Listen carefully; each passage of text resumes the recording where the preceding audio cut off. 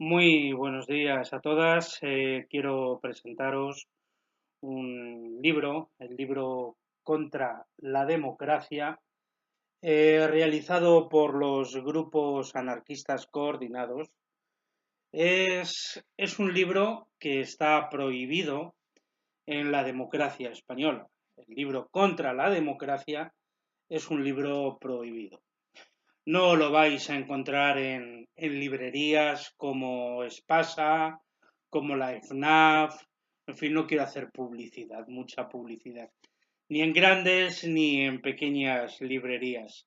Probablemente en algunas librerías especializadas en libros sobre la filosofía y la ideología libertaria y anarquista podáis encontrarlos.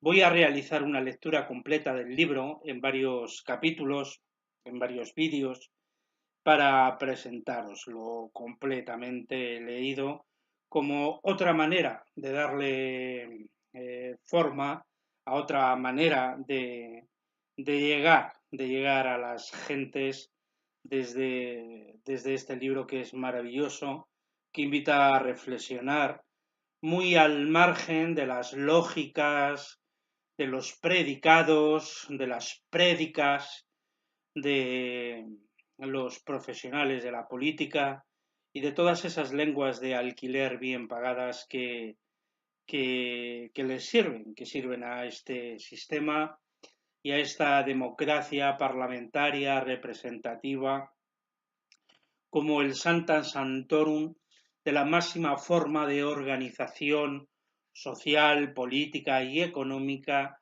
a la que puede llegar el ser humano. Esa, esa falacia, enorme falacia, es desmontada por este libro que aborda desde los orígenes de la democracia a nuestros días. En un libro sencillito, sencillito. Bueno, inicio ya la lectura desde la página 4, donde empieza con la presentación. Pero bueno, sí, ya sin más preámbulos, inicio la lectura. Presentación. Este montón de hojas encuadernadas que tienes entre las manos supone una pequeña aportación desde los grupos anarquistas coordinados al combate a la democracia actual y más generalizada forma de dominio político, como principal y más perfeccionada articulación del Estado, mentalidad autoritaria, delegativa y sumisa y marco jurídico ideal para el desarrollo de la economía capitalista, fuente de explotación y miseria. Es por estos motivos expuestos y ante la alarmante demanda de una más y mejor democracia por parte de muchos sectores que comienzan a protestar y desobedecer cada vez más en los últimos tiempos. Demanda que casi siempre lleva aparejada una fagocitación de las luchas reales y radicales, que hace ya un par de años venimos llevando a cabo una campaña en contra de este engendro dominador y domesticador que supone la democracia. Estos textos, todos ellos de elaboración propia, son parte de esa campaña. Esperamos contribuir modestamente con ellos a la ingente tarea que supone combatir al Estado, al capitalismo y a cualquier forma de autoridad en pos de la consecución de un mundo nuevo sin dominadores ni dominados, en pos de la anarquía. Un saludo rebelde y esperamos que puedas aprovechar nuestra pequeña aportación. Grupos anarquistas coordinados, primavera del 2013. Introducción. ¿Por qué atacar la democracia? La democracia se justifica en unos principios que no por 1000 veces repetidos se convierten en verdades. Esta justificación está tan interiorizada que hasta sus opositores creen en estos principios.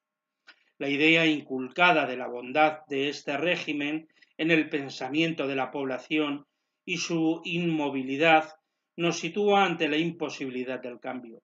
Nadie se plantea hoy en día otras formas organizativas, ni tan siquiera otras formas de vivir.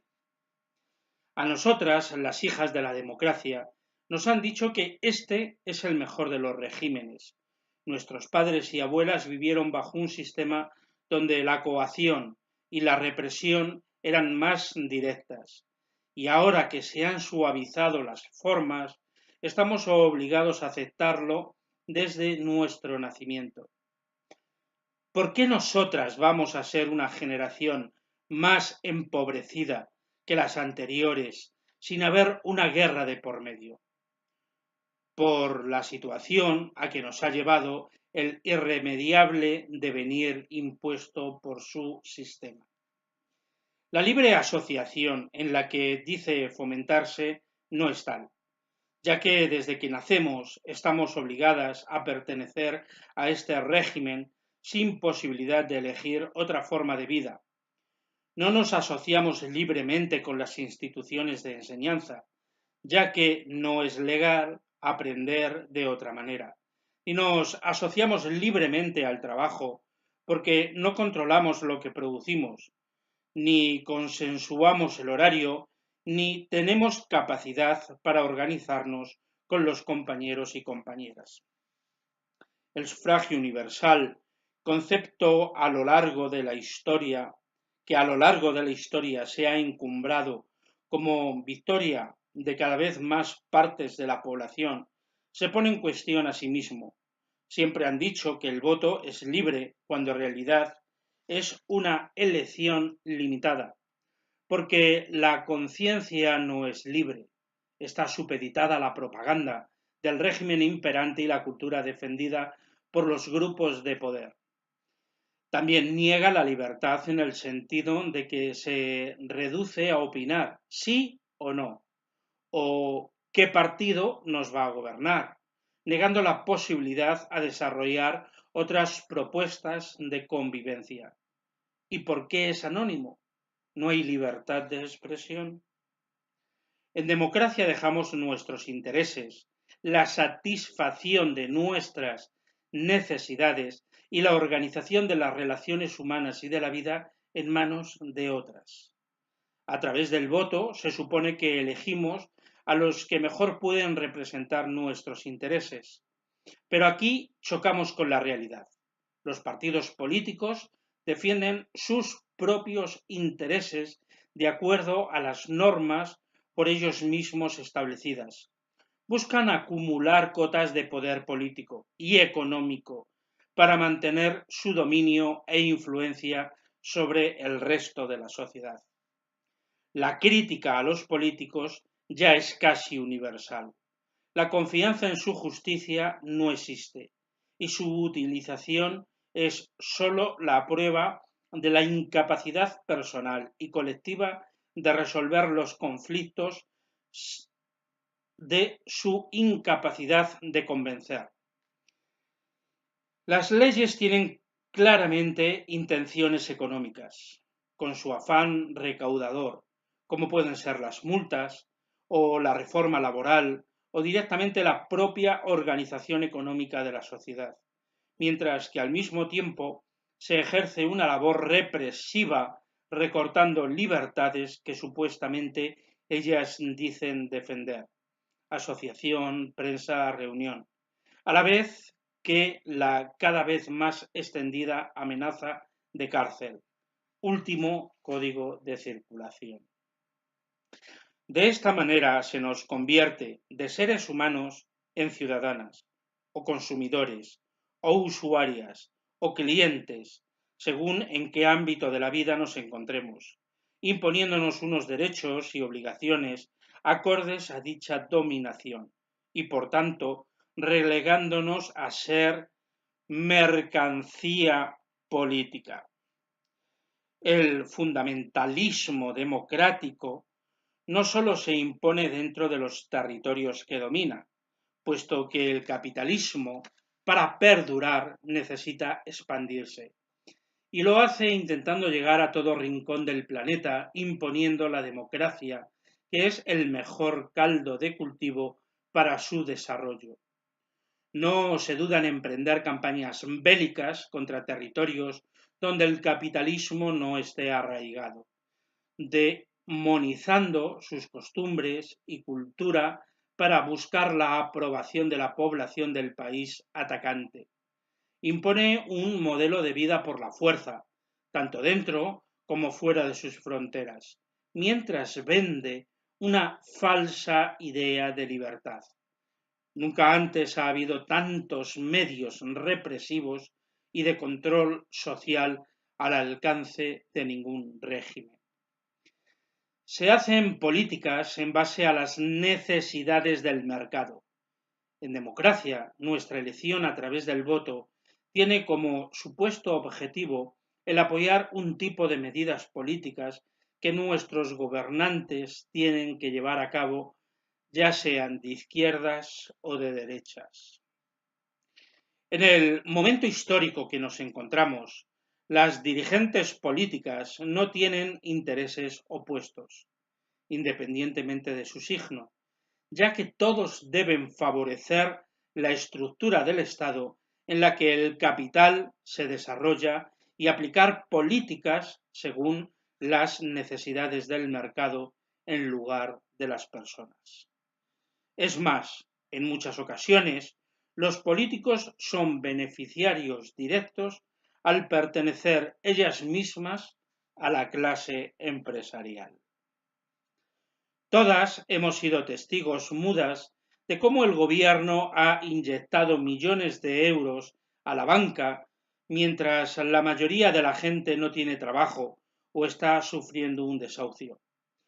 También estamos acostumbradas a escuchar cómo las tramas de corrupción relacionan directamente economía y política. Sin pelos en la lengua y con poco recelo de esconder la realidad a la población, Emilio Botín afirma que, a partir de ciertos niveles, la relación entre empresa y política es directa, mucho más de lo que la gente sospecha. Una llamada de teléfono directa de móvil a móvil sin secretarias de por medio. La democracia no se basa en el interés común, sino que favorece intereses de empresa a la hora de legislar. Por lo expuesto, concluimos que la democracia no es el gobierno del pueblo, sino el baile de máscaras tras el que se esconde la dictadura del capital. Si creemos que democracia es libertad, nunca dejaremos de ser esclavas. Desenmascaremos esta gran mentira. Construyamos la anarquía. La democracia. Recorrido histórico. Democracia es un término demasiado vago y general, cuyo significado muchas veces depende tan solo de lo que haya comido la boca que lo pronuncie a fin de mes. Sí, es que ha comido. Paraíso de algunas, anhelo de muchas, infierno para muchas más. Lo que sí parece claro es que la democracia es una forma de gobierno y además una manera en la que se articula el Estado. La democracia tiene un origen y un recorrido histórico, aunque hay muchas formas de democracia, tanto en la actualidad como a lo largo de la historia. Todas tienen, no obstante, una filosofía común y unas mismas raíces. Aun a riesgo de pecar de falta de originalidad, vamos a hacer un breve repaso histórico para ver de dónde sale esta forma de sutil dominación que tan groseramente nos somete, sin embargo, cada día. La democracia se basa en un principio, en la adopción de una manera colectiva de tomar decisiones, de elegir gobiernos y de regular sociedades. Esto no es nada nuevo. Desde tiempos prehistóricos aparecen consejos, reuniones locales y asambleas en las tribus humanas para decidir lo que atañe al conjunto de sus componentes, incluso en las épocas más arcaicas de la monarquía.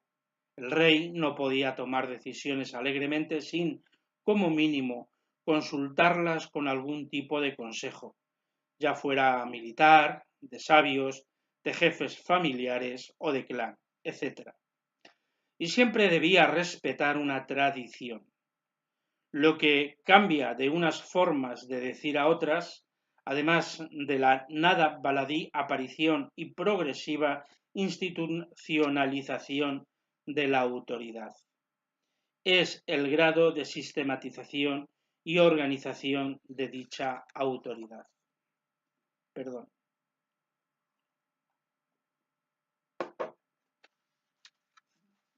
Perdón, no, qué cojones. El surgimiento de la democracia antigua Grecia. El surgimiento de la democracia la antigua Grecia. Esto de leer así en directo tiene sus cositas. La democracia aparecía por primera vez en el siglo V antes de la era común, en la región griega de Ática.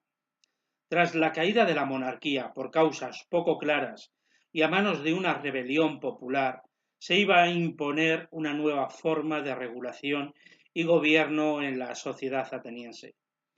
Convencidos, y se dice en masculino porque dicho régimen iba a ser solo por y para hombres nativos libres y con propiedad, de que las formas monárquicas o aristocráticas no eran apropiadas, los atenienses implementarían una novedosa forma de gobierno basada en arcaicas tradiciones comunales y en reformas de las instituciones existentes con la ampliación de algunas competencias de algunos organismos y la limitación de otras.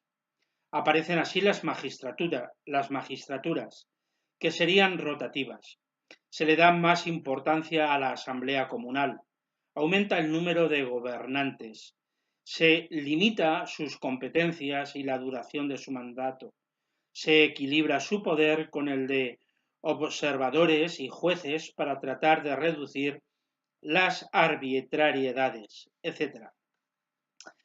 La idea de este sistema se mantiene hoy en día, aunque bastante más degenerado. Más antes de proseguir explicando el funcionamiento de la democracia y su evolución hasta los tiempos actuales, hay que hacer una obligada pero importante acotación etimológica, acompañada de una aclaración histórica sin la cual no se puede entender el concepto de democracia y su surgimiento en la Grecia antigua, ahondando en la probable falta de originalidad. Vamos a analizar la palabra democracia y su significado. Rompiendo algunos mitos y muchas falsificaciones históricas y lingüísticas, se ha de señalar que la palabra democracia no viene de dos palabras, demos, que supuestamente significa pueblo, y kratos, que supuestamente significa poder, dando lugar así al término el poder del pueblo. La palabra democracia se deriva de tres palabras demiurgo o artesano, geomoros o campesino y kratos o estado, en griego arcaico y no poder, significado que, por razones políticas, adquirirá más adelante en la época clásica para justificar el orden social vigente. De la fusión de las dos primeras palabras, demiurgos y geomoros, surgirá una nueva, demos, que va a aparecer en época clásica, siendo por tanto un neologismo que no existía cuando se funda este orden sociopolítico. Con este juego de palabras entre artesano y campesino se formará la palabra pueblo, para significar el nuevo aparato estatal y refrendar el orden social impuesto. Claramente el pueblo son los artesanos, comerciantes y campesinos, y para ellos está hecho el nuevo régimen. Quienes no formen parte de estas clases no serán parte del pueblo. Así pues, nos encontramos con que democracia no significa el poder del pueblo, sino el estado de los artesanos y los campesinos. Estos dos estamentos iniciaron hacia finales del siglo V antes de Cristo, antes de la era común, una rebelión contra la monarquía ática, a la que en una época convulsa y confusa y mediante un proceso y por unas causas no muy conocidas, derrocarían para instaurar el nuevo modelo. Pero además conviene hacer una nueva aclaración. La sociedad ateniense, en el momento inmediatamente anterior a la instauración de la democracia, estaba compuesta por tres clases o estamentos sociales: los eupátridas, en la cima de la pirámide, que eran los nobles, y el estamento de entre el cual salía el monarca; los demiurgos, que eran los artesanos y comerciantes, pero no unos artesanos cualquiera, sino los maestros artesanos y dueños de los talleres, es decir, personas con esclavos y asalariados que dirigían la producción y el comercio al servicio de los eupátridas; y los geomoros o campesinos propietarios de tierras y dueños de esclavos. Estos tres eran los estamentos de entre los hombres libres, estamentos subdivididos a su vez según rango, riqueza y posición social. Después, en la escala más baja de la pirámide, estaban los metecos, o hijos de padre ateniense y madre extranjera, que solían ser los asalariados o los ayudantes de demiurgos y geomoros, hombres libres, pero que no tenían los mismos derechos que los atenienses libres, y más abajo aún estaban los esclavos. Aparte estaban las mujeres, que no solo no gozaban de la condición de ciudadanos, sino que ni siquiera alcanzaban la categoría de personas. Es con estas características y en este contexto que nace la democracia. Al principio de una forma tosca, después, a casi un siglo de su fundación, Pericles la perfeccionará aún más, y en su perfeccionamiento surgirá un nuevo tipo de régimen, la tiranía, la primera forma estatal dictatorial de la historia. El funcionamiento democrático iba a ser relativamente sencillo. Los atenienses mayores de edad, hombres libres con propiedades, se reunían en el ágora o plaza en representación de sus familias, mujeres, hijos y esclavos, y allí escogían un número limitado de magistrados por un periodo de 2 años. Cada magistrado tenía una función específica. Unos serían jueces, otros gobernantes, otros controlarían al gobierno, otros funcionarios, etc. En las asambleas del ágora, que eran relativamente periódicas, los propietarios delineaban las líneas generales de la dirección de la polis y la política de la ciudad, y los gobernantes se encargaban de ponerla en práctica con un margen de maniobra bastante amplio, pero ciñéndose a lo decidido por las asambleas. La mayoría de las veces funcionaban mediante simple referéndum o eligiendo entre propuestas presentadas por los magistrados o las comisiones elegidas para algún asunto específico. Los referéndum solían ser bastante generalistas, quedando la aplicación de las decisiones, las modalidades y los tiempos en manos del gobierno. Lo que un gobernante no podía hacer era saltarse a la torera las decisiones asamblearias u obrar fuera de las directrices bastante amplias marcadas. Claro que las intrigas, conspiraciones y manipulaciones preexistían en bastantes siglos a la democracia, con lo cual siempre podía aplicarse alguno de alguna de estas corrientes y métodos políticos para justificar lo que fuera. En caso de duda o falta de acuerdo, tradición, oráculos y sacerdotes, lo que venían a ser más o menos la misma cosa, se encargaban de aclarar la incertidumbre. Es importante señalar el hecho de que las magistraturas elegidas por periodos anuales o bianuales no eran cargos remunerados, con lo cual se limitaba aún más el acceso a las mismas. ¿Quién podía permitirse el lujo de desatender sus actividades o negocios durante 1 o 2 años para cumplir con la patria sin arruinarse? Este paraíso social, construido sobre la sangre de esclavos y mujeres, quedaría solo reducido para la hermosa ciudad de Atenas. Ciudad que en el 435 antes de nuestra época común, época del apogeo de Pericles, era la más grande del mundo conocido, con más de 100.000 habitantes, lo que hace bastante más aplicable ese aberrante régimen que en países enteros con decenas o centenares de millones de habitantes.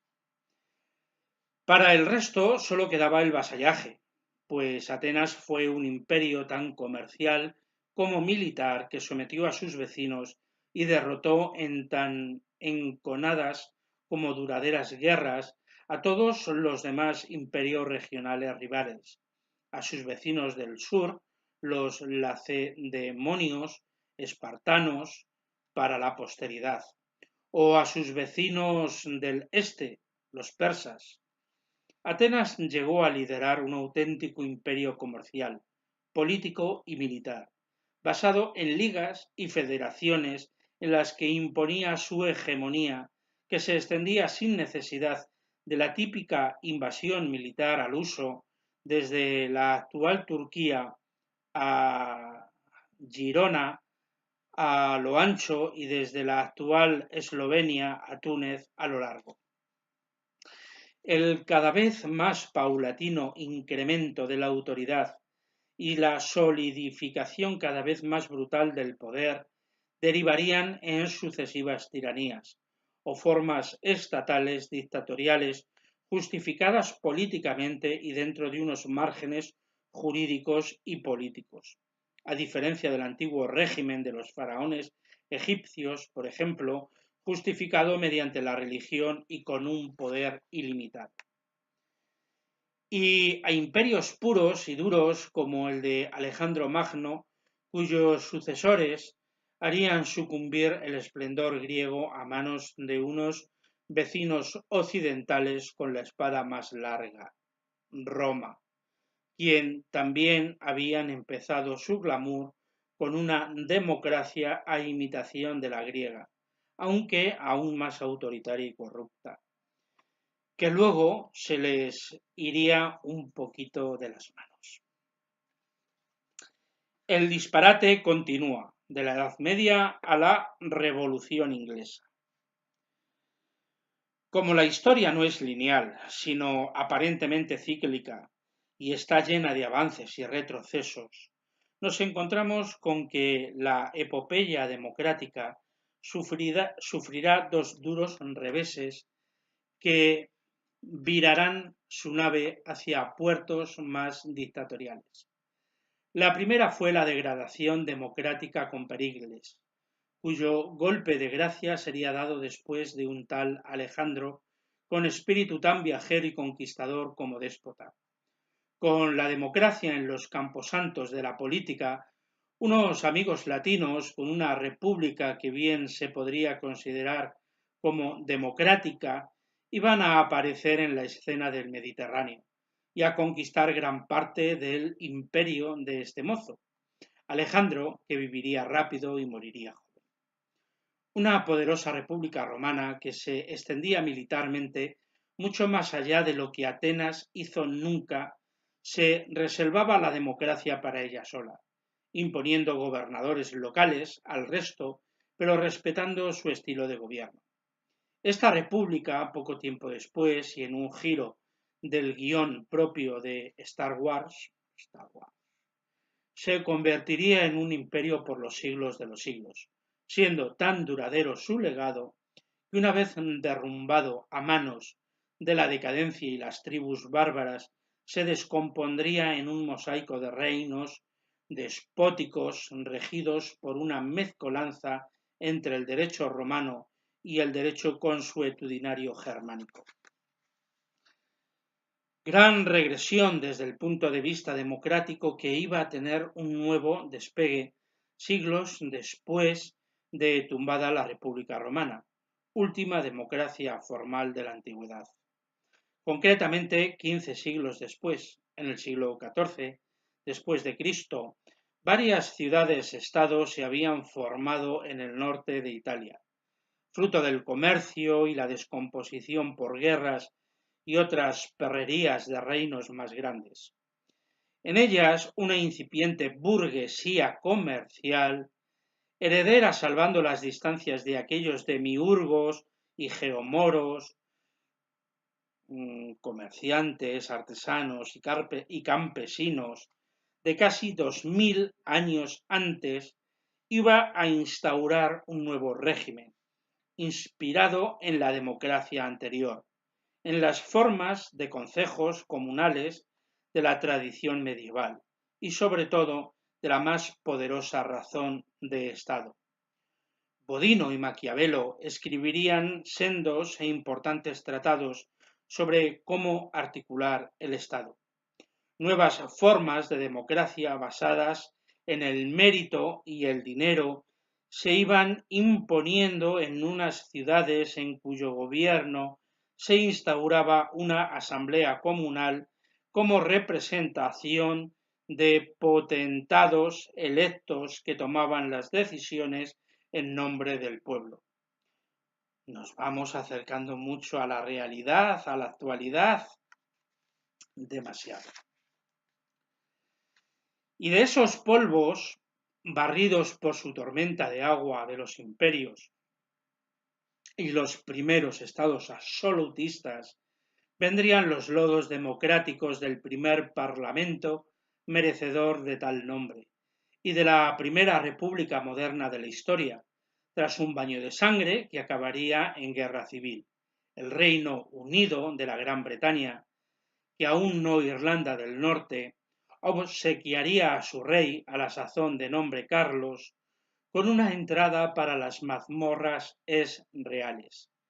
Y mientras Carlos se divertía disfrutando de los últimos momentos en los que iba a sentir el peso de la cabeza sobre sus hombros, un fanático gentleman puritano de apellido Cromwell iba a imponer la primera y única república inglesa en 1649, tras un año de guerra civil en la que, además de eliminar a los monárquicos, eliminó también a otras facciones políticas defensoras de lo que los eruditos han dado en denominar protocomunismo. La primera democracia parlamentaria de la historia de la humanidad se iba a desarrollar cruentamente e iba a instaurar un sistema de elección censitaria para elegir los 100 y pico diputados de la Cámara de los Comunes, porque ya no eran nobles, sino miembros de la gentry o burguesía comercial y campesina, que a su vez elegirían el gobierno y al presidente de la nación.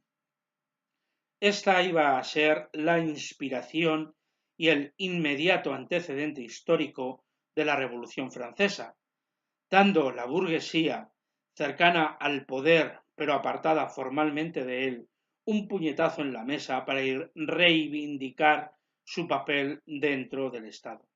Un Estado que se iba acomodando de manera más o menos natural a los nuevos tiempos, fruto, muchas veces, de sus propias decisiones. 4 años exactos iba a durar la tontería, porque sin tiempo para una segunda legislatura, Cromwell daría un golpe de Estado para nombrarse Alto Protector de Inglaterra. 6 años de dictadura en la que acumuló todos los poderes que antes tenía el rey, con la salvedad de que, igual que los bolcheviques unos siglos más tarde, tendría la decencia de no usar ese título, sino otro más apropiado, para, paradójicamente, salvar a la democracia de sí misma. Tanta corrupción.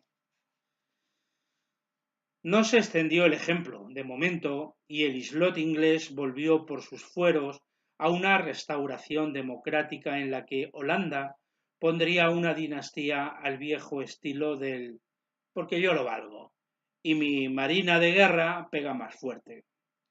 Un nuevo rey de la dinastía de Orange pondría fin definitivamente a la aventura democrática y a sus consecuencias, y se fijaría en una islita al lado de Inglaterra, a mano izquierda según se mira el mapa. Seguro que a Irlanda no le hizo mucha gracia cómo acabó todo. Si alguien quiere saber más sobre la dinastía y la orden de Orange, que pregunten Derry. Es curioso cómo hay procesos que se repiten una y otra vez en la historia y cómo las clases medias tienen la dichosa tendencia de hacerles el trabajo sucio a las clases altas para luego reclamar su parte. Parte que es reclamada en forma de democrática para que acaben gobernando los comerciantes en lugar de los militares. La clase media es siempre tan altruista.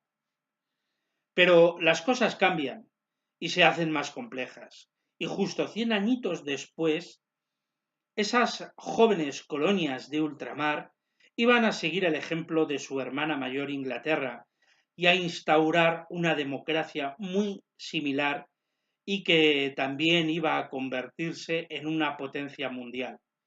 No en vano copiaron su filosofía. No en vano, tras la Restauración, cientos de republicanos fueron desterrados a América.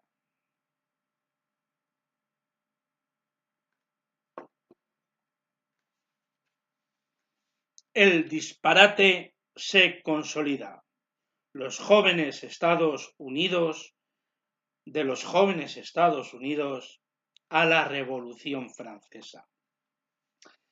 El proceso colonial en América del Norte fue diseñado por el Estado inglés, pero su ejecución fue terciarizada.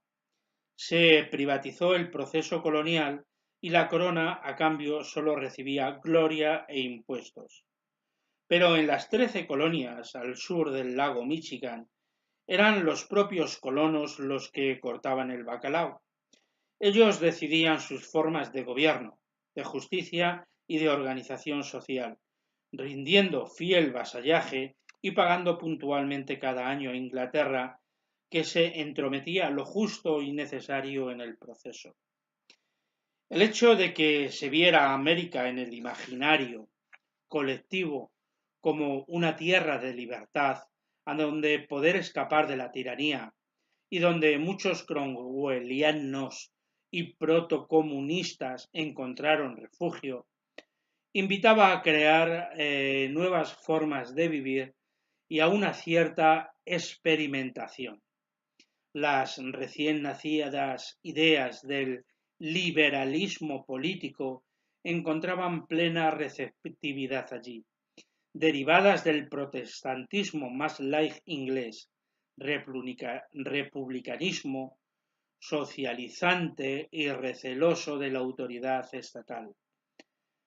Recibe con agrado las primeras líneas teóricas del liberalismo, antiestatal, aunque defensor de la propiedad privada. Cansados de una colonización de más de un siglo, en la que, además de exterminar nativos americanos, no habían hecho más que pagar impuestos abusivos, las colonias dijeron basta, y lideradas por los ricos terratenientes de ideas descabelladas, recelaban del gobierno, no podían ni ver a los bancos, odiaban a la monarquía, pero defendían la propiedad privada, fruto del esfuerzo individual y la libertad de comercio. Se rebelaron. Tras 6 años de guerra, los Estados Unidos de Norteamérica, las 13 colonias convertidas en 13 estados de una unión en forma de Estado federal, que llegaría a alcanzar 50 estados, declaraban su independencia y articulaban la primera democracia moderna de la historia. Una república presidencialista con forma de federación y una constitución muy liberal había nacido. Una especie de democracia directa censitaria acabó degenerando en un sistema de representación, como no puede ser de otra forma, sobre todo si la presunta democracia directa se aplica a lugares con cientos de miles o millones de habitantes. En un principio no había partidos políticos y se elegían listas abiertas de diputados, congresistas y senadores de entre unos candidatos hombres mayores de edad, blancos y propietarios, dado que los cargos no eran remunerados para ser votados por un censo electoral de idéntica composición. La Grecia clásica y la Revolución puritana eran la inspiración. La Constitución era muy liberal, con muchas limitaciones a los poderes, de los cuales recelaba. Pero la República era presidencialista, y aunque el margen de maniobra para los de abajo era muy grande, el poder, aunque disperso y en varias instituciones, también lo era, quedando todo atado y bien atado. La clase media de granjeros, propietarios y comerciantes, los que hicieron el trabajo sucio a la corona de Inglaterra, compuesta por nobles y militares, volvía a gobernar, siempre tan altruista. Y esta vez no sería un islote, sino que comenzaría a extenderse y a restringir cada vez más la ya de por sí espuria y limitada libertad. Si los Estados Unidos marcaron el camino, otro gran baño de sangre, inspirado también en el liberalismo político y en las teorías del contrato social, pero esta vez en versión europea continental, lo que suele equivaler a Francia y a veces a Alemania, pondría a la renacida democracia en el lugar que le corresponde. Y como las nuevas Olimpiadas, que recuperan el espíritu de las viejas, aunque no son lo mismo, auparían una serie de valores al poder. La burguesía desbancaba a la nobleza, en un proceso que empezaba aquí y que duraría un siglo, cual fila de fichas de dominó en caída libre, en un proceso de regeneración del Estado, a veces sin el consentimiento de los gestores del aparato, otras veces maquinando totalmente por estos. Y así, tras matar mucha gente y pasar por varios modelos de democracia y tipos de Estado, de la monarquía parlamentaria de los girondinos a la república del terror jacobina, entronaron la idealización que todos tienen en mente cuando se habla en abstracto de la democracia, al menos parlamentaria. Total, para acabar con un gobierno elegido mediante sufragio censitario, aunque tuvo una época de sufragio universal masculino, todo se ha dicho. Masculino, donde mandaba la clase media de comerciantes e industriales, que desde unos 50 años atrás, ya no artesanos, que reclamaba el haberle hecho durante años el trabajo sucio a la nobleza. La aventura terminó con el golpe de estado de Napoleón y otro nuevo imperio. Tanta corrupción. Aunque la historia va y viene, vemos que el proceso democrático siempre es el mismo. El Estado no da más de sí y las clases medias toman el relevo, por la fuerza o con consentimiento, como el caso de los demás países de Europa y de la Inglaterra del siglo XVIII, para instaurar el gobierno total de la economía. Porque algo sí diferencia la democracia de otras formas históricas de gobierno, es que trata de abarcar, sobre todo, la liberal, todos los aspectos de la vida. Voy a repetir esta parte. Porque si algo diferencia la democracia de otras formas históricas de gobierno, es que trata de abarcar, sobre todo la liberal, todos los aspectos de la vida. Tiende a regularlo todo, a legislarlo todo y a adoptar patrones economicistas para hacerlo. De tal manera que la democracia posibilita el capitalismo y éste puede hacerse autónomo pasando a ser un factor clave más cuando antes era solo un simple medio de producción creado por y al servicio del Estado. La democracia no ofrece la libertad, a lo sumo es una posibilidad degenerada del ejercicio de esta, posibilidad que siempre es opresiva y que siempre termina siendo liberticida del proceso muchas veces libertario. Revuelta contra la monarquía, la tiranía o la dictadura, aunque no siempre que la gestó. Con la democracia liberal, esto se reforzará aún más y la opresión democrática alcanzará cotas inimaginables, perfeccionando la máquina de dominación estatal y sobre todo estatal capitalista a unos niveles intolerables. Pues hasta aquí, hasta la página 20, leo hoy, seguiré en adelante, desde la misma página 20 me quedo a la mitad.